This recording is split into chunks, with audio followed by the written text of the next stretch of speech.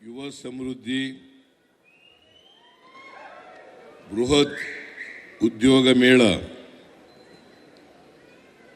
ಈ ಕಾರ್ಯಕ್ರಮದಲ್ಲಿ ಭಾಗವಹಿಸಿರ್ತಕ್ಕಂಥ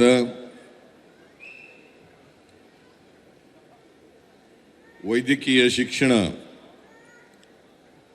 ಮತ್ತು ಕೌಶಲ್ಯ ಅಭಿವೃದ್ಧಿ ಸಚಿವರಾದಂಥ ಶ್ರೀ ಶರಣ್ ಪ್ರಕಾಶ್ ಪಾಟೀಲ್ ಅವರೇ, ಗ್ರಾಮೀಣ ಅಭಿವೃದ್ಧಿ ಸಚಿವರಾದಂಥ ಶ್ರೀ ಪ್ರಿಯಾಂಕ್ ಖರ್ಗೆ ಅವರೇ, ಮುಖ್ಯಮಂತ್ರಿಗಳ ರಾಜಕೀಯ ಕಾರ್ಯದರ್ಶಿಯವರಾದಂಥ ಶ್ರೀ ನಸೀರ್ ಅಹಮದ್ ಅವರೇ, ಎಲ್ಲ ಕೌಶಲ್ಯ ಅಭಿವೃದ್ಧಿ ಇಲಾಖೆಯ ಹಿರಿಯ ಅಧಿಕಾರಿಗಳೇ, ಇತರ ಎಲ್ಲ ಅಧಿಕಾರಿ ಸ್ನೇಹಿತರೆ,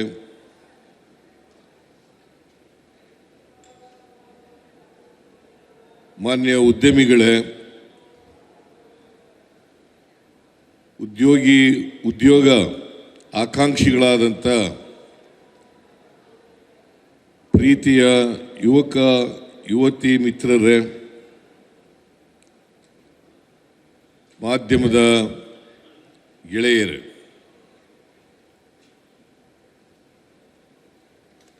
ಇಡೀ ದೇಶದಲ್ಲಿಯೇ ಇವತ್ತು ಕರ್ನಾಟಕ ಸರ್ಕಾರ ಒಂದು ಬೃಹತ್ ಉದ್ಯೋಗ ಮೇಳವನ್ನು ಏರ್ಪಾಡು ಮಾಡಿದೆ. ಈ ಬೃಹತ್ ಉದ್ಯೋಗ ಮೇಳದಲ್ಲಿ ಅತ್ಯಂತ ಸಂತೋಷದಿಂದ ಭಾಗಿಯಾಗಿದ್ದೇನೆ ಅಂತಕ್ಕಂಥ ಮಾತುಗಳನ್ನು ಹೇಳಲಿಕ್ಕೆ ಬಯಸ್ತಾ ಇದ್ದೇನೆ. ಈಗಾಗಲೇ ಶರಣ್ ಪ್ರಕಾಶ್ ಪಾಟೀಲ್ ರವರು ಹೇಳಿದಂತೆ ಸುಮಾರು 580 ಉದ್ಯೋಗದಾತರು ಈ ಮೇಳದಲ್ಲಿ ಭಾಗವಹಿಸಿದ್ದಾರೆ. ಸುಮಾರು 1 ಲಕ್ಷಕ್ಕೂ ಹೆಚ್ಚು ಉದ್ಯೋಗಗಳನ್ನು ಕೊಡಲಿಕ್ಕೆ ಮುಂದೆ ಬಂದಿದ್ದಾರೆ. ಅವರೆಲ್ಲರಿಗೂ ಕೂಡ ನಾನು ಸರ್ಕಾರದ ವತಿಯಿಂದ, ಈ ನಾಡಿನ ಜನತೆಯ ವತಿಯಿಂದ ಅಭಿನಂದನೆಗಳನ್ನು ಸಲ್ಲಿಸಲಿಕ್ಕೆ ಬಯಸ್ತಾ ಇದ್ದೇನೆ. ಇವತ್ತು ನಿರುದ್ಯೋಗ ಒಂದು ದೊಡ್ಡ ಸಮಸ್ಯೆ. ಪ್ರತಿ ವರ್ಷ ನಿರುದ್ಯೋಗ ಹೆಚ್ಚಾಗುತ್ತಲೇ ಹೋಗ್ತಾ ಇದೆ. 2014-15ರಲ್ಲಿ 2.1% ಇದ್ದಂಥ ನಿರುದ್ಯೋಗ ಇವತ್ತು 8.40% ಹೆಚ್ಚಾಗಿ ಇದೆ ಅಂತಕ್ಕಂಥದ್ದನ್ನು ತಾವೆಲ್ಲ ತಿಳ್ಕೋಬೇಕಾಗ್ತದೆ. ಪ್ರತಿ ವರ್ಷನೂ ಕೂಡ ನಿರುದ್ಯೋಗ ಹೆಚ್ಚಾಗತ್ತಲೇ ಹೋಗ್ತದೆ. 2014-15ರಲ್ಲಿ ಈ ದೇಶದ ಪ್ರಧಾನಮಂತ್ರಿಗಳು ನಿರುದ್ಯೋಗಿ ಯುವಕರಿಗೆ ಯುವತಿಯರಿಗೆ ಪ್ರತಿ ವರ್ಷ 2 ಕೋಟಿ ಉದ್ಯೋಗಗಳನ್ನು ಸೃಷ್ಟಿ ಮಾಡ್ತೇವೆ ಅಂತ ಹೇಳಿದರು.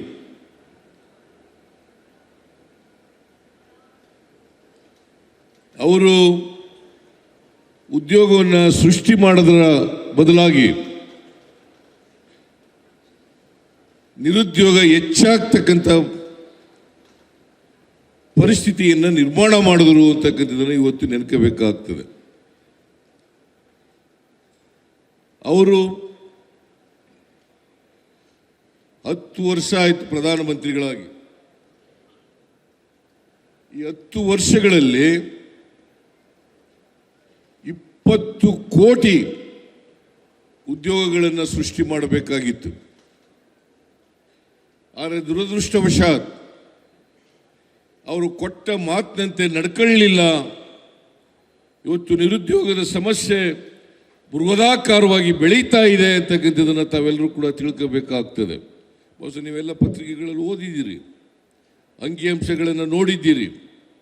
ಪ್ರತಿ ವರ್ಷನೂ ಕೂಡ 2.1% ನಿರುದ್ಯೋಗ ಇದ್ದದ್ದು 14-15ರಲ್ಲಿ ಇವತ್ತು 8.40 2023ರಲ್ಲಿ 8.40% ನಿರುದ್ಯೋಗ ಜಾಸ್ತಿಯಾಗಿದೆ. ಇದನ್ನ ತಾವೆಲ್ಲರೂ ಕೂಡ ಅರ್ಥ ಮಾಡ್ಕೋಬೇಕು ಅಂತಕ್ಕಂಥ ಮಾತುಗಳನ್ನು ಹೇಳಲಿಕ್ಕೆ ಬಯಸ್ತಾ ಇದ್ದೇನೆ. ಇವತ್ತು 25 ವರ್ಷ ಇದ್ದವರು ಇನ್ನು 10 ವರ್ಷಗಳ ನಂತರ 35 ವರ್ಷಗಳಾಗ್ಬಿಡ್ತಾರೆ, 35 ವರ್ಷಕ್ಕೆ ತಲುಪ್ತಾರೆ. ಇವತ್ತು 20 ವರ್ಷ ಇದ್ದವರು ಇನ್ನು 10 ವರ್ಷಗಳ ನಂತರ 30 ವರ್ಷ ಆಗ್ತಾರೆ. ನಾವು ಉದ್ಯೋಗಗಳನ್ನು ಸೃಷ್ಟಿ ಮಾಡಿ ಉದ್ಯೋಗವನ್ನು ಕೊಡದೇ ಇದ್ದರೆ ಯುವಕ ಯುವತಿಯರು ಈ ದೇಶದಲ್ಲಿ ನಿರುದ್ಯೋಗಿಗಳಾಗ್ತಾರೆ. ಅಷ್ಟೇ ಅಲ್ಲ, ದೇಶದ ಸಂಪತ್ತನ್ನು ಉತ್ಪಾದನೆ ಮಾಡಬೇಕಾಗಿರ್ತಕ್ಕಂಥ ಯುವ ವರ್ಗ, ಯುವ ಜನತೆ ಅವರು ನಿರುಪಯುಕ್ತ ಆಗ್ತಾರೆ ಅಂತಕ್ಕಂಥ ಮಾತುಗಳನ್ನು ತಮಗೆ ತಿಳಿಸಲಿಕ್ಕೆ ಬಯಸ್ತಾ ಇದ್ದೇನೆ. ಅದಕ್ಕೋಸ್ಕರ ನಮ್ಮ ಸರ್ಕಾರ ತೀರ್ಮಾನ ಮಾಡಿದೆ, ಪ್ರತಿ ವರ್ಷನೂ ಕೂಡ ಈ ಬೃಹತ್ ಉದ್ಯೋಗ ಮೇಳವನ್ನು ಏರ್ಪಾಡು ಮಾಡಬೇಕು. ಪ್ರಾದೇಶಿಕವಾಗಿ ಏರ್ಪಾಡು ಮಾಡಬೇಕು. ಮೈಸೂರು ವಿಭಾಗದಲ್ಲಿ ಮಾಡಬೇಕು, ಗುಲ್ಬರ್ಗ ವಿಭಾಗದಲ್ಲಿ ಮಾಡಬೇಕು, ಬೆಳಗಾವಿ ವಿಭಾಗದಲ್ಲಿ ಮಾಡಬೇಕು, ಬೆಂಗಳೂರು ವಿಭಾಗದಲ್ಲಿ ಮಾಡಬೇಕು. ಅಲ್ಲಿ ಕಂಪ್ನಿಗಳನ್ನು, ಉದ್ಯಮಿಗಳನ್ನು ಕರೆದು ಕೆಲಸ ಕೊಡಿಸ್ತಕ್ಕಂಥ ಕೆಲಸವನ್ನು ಮಾಡಬೇಕು. ಸರ್ಕಾರ ಒಂದು ಕಡೆ ಉದ್ಯೋಗಗಳನ್ನು ಸೃಜನೆ ಮಾಡಬೇಕು, ಇನ್ನೊಂದು ಕಡೆ ಉದ್ಯೋಗ ಬಯಸ್ತಕ್ಕಂಥ ಯುವಕ ಯುವತಿಯರಿಗೆ ಉದ್ಯೋಗವನ್ನು ಕೊಡ್ತಕ್ಕಂಥ ಕೆಲಸವನ್ನು ಮಾಡಬೇಕು. ಇವತ್ತು ಈ ಬೃಹತ್ ಉದ್ಯೋಗ ಮೇಳದಲ್ಲಿ ಈಗಾಗಲೇ ಸುಮಾರು 75,000 ಯುವಕ ಯುವತಿಯರು ನೋಂದಣಿ ಮಾಡಿಸ್ಕೊಂಡಿದ್ದಾರೆ. ಆನ್ಲೈನ್ ಮೂಲಕ ನೋಂದಣಿ ಮಾಡಿಸ್ಕೊಂಡಿದ್ದಾರೆ. ಇಲ್ಲೂ ಕೂಡ ನೋಂದಣಿ ಕಾರ್ಯ ಕೆಲಸ ನಡೀತಾ ಇದೆ. ಇದನ್ನು ತಮಗೆ ತಿಳಿಸಲಿಕ್ಕೆ ಬಯಸ್ತಾ ಇದ್ದೇನೆ. ಅದರ ಜೊತೆಗೆ ಕಲಿಕೆ ಜೊತೆಗೆ ಕೌಶಲ್ಯ ಅಭಿವೃದ್ಧಿ, ಕಲಿಕೆ ಜೊತೆಗೆ ಕೌಶಲ್ಯ ಅಭಿವೃದ್ಧಿ ಕಾರ್ಯಕ್ರಮನೂ ಕೂಡ ನಮ್ಮ ಸರ್ಕಾರ ಮಾಡ್ಕೊಂಡಿದೆ. ಯಾಕಂತಂದರೆ ಇವತ್ತು ಮಾರುಕಟ್ಟೆಯಲ್ಲಿ ಯಾವ ಡಿಮ್ಯಾಂಡ್ ಇದೆ, ಯಾವ ರೀತಿಯ ಉದ್ಯೋಗಿಗಳು ಬೇಕಾಗ್ತಾರೆ, ಯಾವ ರೀತಿಯ ಕೌಶಲ್ಯ ಅಭಿವೃದ್ಧಿ ಬೇಕಾಗ್ತದೆ, ಅಂತಹ ಕೌಶಲ್ಯ ಅಭಿವೃದ್ಧಿಗಳನ್ನು ಕೊಟ್ಟಾಗ ಮಾತ್ರ ಉದ್ಯಮಿಗಳಿಗೆ ಬೇಕಾದಂಥ, ಕಂಪನಿಗಳಿಗೆ ಬೇಕಾದಂಥ ಉದ್ಯೋಗವನ್ನು ಕೊಡಲಿಕ್ಕೆ ಸಾಧ್ಯ ಆಗ್ತದೆ. ಅದಕ್ಕೆ ನಾನು ಹೇಳಿದೆ, ಶಿವಮೊಗ್ಗದಲ್ಲಿ ವಿವೇಕಾನಂದರ ಜನ್ಮದಿನದಂದು ನಾವು ಈ ಯುವ ನಿಧಿ ಕಾರ್ಯಕ್ರಮಕ್ಕೆ ಚಾಲನೆ ಕೊಡ್ತಕ್ಕಂಥ ಸಂದರ್ಭದಲ್ಲಿ ಹೇಳಿದೆ, ನಾವು ಉದ್ಯೋಗವನ್ನು ಕೂಡ ಕೊಡ್ತೀವಿ, ಕೌಶಲ್ಯ ಅಭಿವೃದ್ಧಿನೂ ಕೂಡ ಮಾಡ್ತೀವಿ. ಅದ್ರ ಜೊತೆಗೆ ಯಾರು ಕೌಶಲ್ಯ ಅಭಿವೃದ್ಧಿ ಬೇಕಾಗಿದೆ ಅವರಿಗೆ ಕೌಶಲ್ಯ ಅಭಿವೃದ್ಧಿ ಕೊಡ್ತಕ್ಕಂಥದ್ದು. ನಾನು 2016ರಲ್ಲಿ ಈ ಇಲಾಖೆಯನ್ನು ಪ್ರಾರಂಭ ಮಾಡಿದೆ. 2016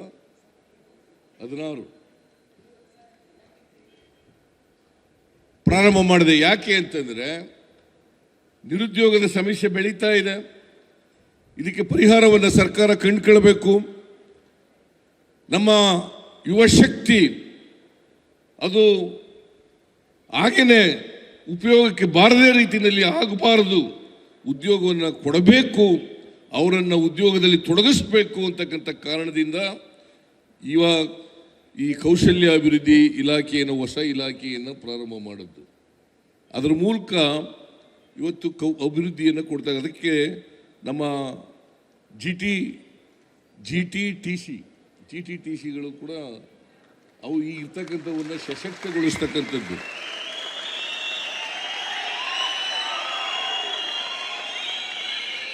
GTTCಗಳನ್ನು ಸಶಕ್ತಗೊಳಿಸ್ತಕ್ಕಂಥದ್ದು ಜೊತೆಗೆ ಹೊಸದಾಗಿ ಕೂಡ GTTCಗಳನ್ನು ಪ್ರಾರಂಭ ಮಾಡ್ತಾ ಇದ್ದೇವೆ.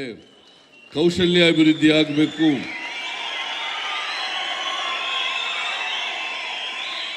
ಪಾಲಿಟೆಕ್ನಿಕ್ಗಳಲ್ಲಿ, ITIಗಳಲ್ಲಿ, ಇಂಜಿನಿಯರಿಂಗ್ ಕಾಲೇಜ್ಗಳಲ್ಲಿ, ಡಿಗ್ರಿಗಳಲ್ಲಿ ಈ ಕೌಶಲ್ಯ ಅಭಿವೃದ್ಧಿ ಆಗಬೇಕು. ನಾವು ಯುವ ನಿಧಿ ಕಾರ್ಯಕ್ರಮವನ್ನು ಜಾರಿ ಕೊಟ್ಟಿದ್ದೀವಿ. ಯಾರು 22-23ರಲ್ಲಿ ಪರೀಕ್ಷೆ ತಗೊಂಡು ಪಾಸ್ ಮಾಡಿ 6 ತಿಂಗಳಲ್ಲಿ ಕೆಲಸ ಸಿಕ್ಕಲ್ಲ ಅಂತ ನಿರುದ್ಯೋಗಿ ಪದವೀಧರರಿಗೆ, ಡಿಪ್ಲೊಮಾ ಹೋಲ್ಡರ್ಸ್ಗೆ, ನಿರುದ್ಯೋಗಿ ಪದವೀಧರರಿಗೆ 3,000 ರೂಪಾಯಿ ಕೊಡ್ತಕ್ಕಂಥ ಕಾರ್ಯಕ್ರಮ, 3,000 ರೂಪಾಯಿ ಕೊಡ್ತಕ್ಕಂಥದ್ದು.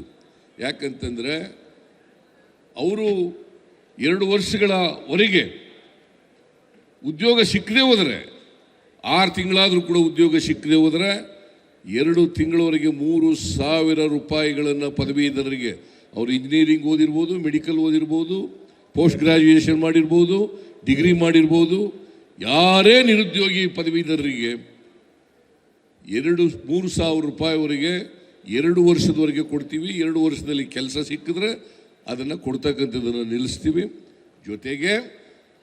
ಜೊತೆಗೆ ಕೌಶಲ್ಯ ಅಭಿವೃದ್ಧಿಯನ್ನು ಕೂಡ ಕೊಡ್ತೇವೆ. ಕೌಶಲ್ಯ ಅಭಿವೃದ್ಧಿಯನ್ನು ಕೂಡ ಅವರಿಗೆ ಟ್ರೈನಿಂಗ್ ಕೊಡ್ತೇವೆ.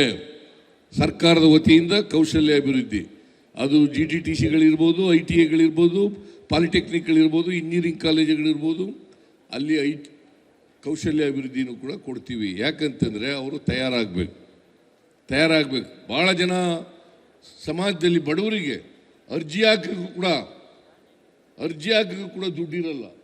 ಅಂಥ ಜನರಿಗೆ ಉಪಯೋಗ ಆಗಲಿ, ಅಂಥ ಯುವತಿಯರಿಗೆ ಉಪಯೋಗ ಆಗಲಿ ಅನ್ನೋ ಕಾರಣಕ್ಕೋಸ್ಕರ 3,000 ರೂಪಾಯಿಯನ್ನು 2 ವರ್ಷದವರೆಗೆ ಕೊಡ್ತಕ್ಕಂಥದ್ದು.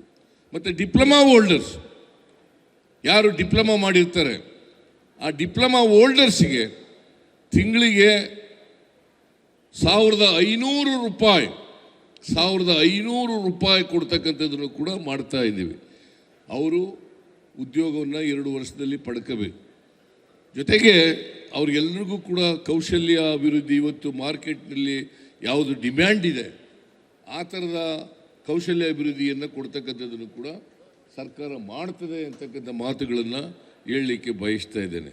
ಮತ್ತು ಈ ಉದ್ಯೋಗ ಮೇಳ ಇವತ್ತೇನು ನಾವು ಏರ್ಪಾಡು ಮಾಡಿದ್ದೀವಿ, ಇವತ್ತು ಭಾಳ ಯುವತಿಯರು ಸ್ಪಂದಿಸ್ತಕ್ಕಂಥ ಕೆಲಸವನ್ನು ಮಾಡಿದ್ದಾರೆ. ಇವತ್ತು ಭಾಳ ಜನ ಯುವತಿಯರು ಬಂದಿದ್ದಾರೆ. ಮತ್ತು ಇದು ನಿರಂತರವಾಗಿ ನಡೀತಾ ಇರತಕ್ಕಂಥ ಪ್ರಕ್ರಿಯೆ. ಪ್ರತಿ ವರ್ಷ ಎಲ್ಲ ವಿಭಾಗಗಳಲ್ಲಿ, ಪ್ರಾದೇಶಿಕ ಭಾಗಗಳಲ್ಲಿ ಇದನ್ನು ಮಾಡ್ತೇವೆ. ಮತ್ತು ನಿರಂತರವಾಗಿ ಇಂಥ ಮೇಳ ನಡೀತಾ ಇರ್ತದೆ. ಒಟ್ಟಾರೆಯಾಗಿ ಯುವತಿಯರನ್ನು ಬಳಸ್ಕೊಳ್ತಕ್ಕಂಥ ಕೆಲಸವನ್ನು ಮಾಡಬೇಕು. ಅವರು ಕಾಲ ವ್ಯಯ ಆಗಬಾರದು ಅಂತಕ್ಕಂಥ ಮಾತುಗಳನ್ನು ಈ ಸಂದರ್ಭದಲ್ಲಿ ಹೇಳಿ, ಇವತ್ತು ಯಾರ್ಯಾರಿಗೆ ಉದ್ಯೋಗ ಸಿಗ್ತದೆ ಅವರ ಭವಿಷ್ಯ, ಅವರ ಜೀವನದಲ್ಲಿ ಅವ್ರಿಗೆ ಶುಭವಾಗಲಿ ಅಂತಕ್ಕಂಥ ಮಾತುಗಳನ್ನು ಈ ಸಂದರ್ಭದಲ್ಲಿ ಹೇಳಿ, ಮತ್ತೊಮ್ಮೆ ಎಲ್ಲ ಉದ್ಯಮಿಗಳಿಗೆ, ಎಲ್ಲ ಉದ್ಯೋಗದಾತರಿಗೆ ಅಭಿನಂದನೆಗಳನ್ನು ಸಲ್ಲಿಸಿ ನಿಮಗೆಲ್ಲ ಶುಭ ಕೋರಿ ನನ್ನ ಮಾತನ್ನು ಮುಗಿಸ್ತೇನೆ. ಜೈ ಹಿಂದ್, ಜೈ ಕರ್ನಾಟಕ.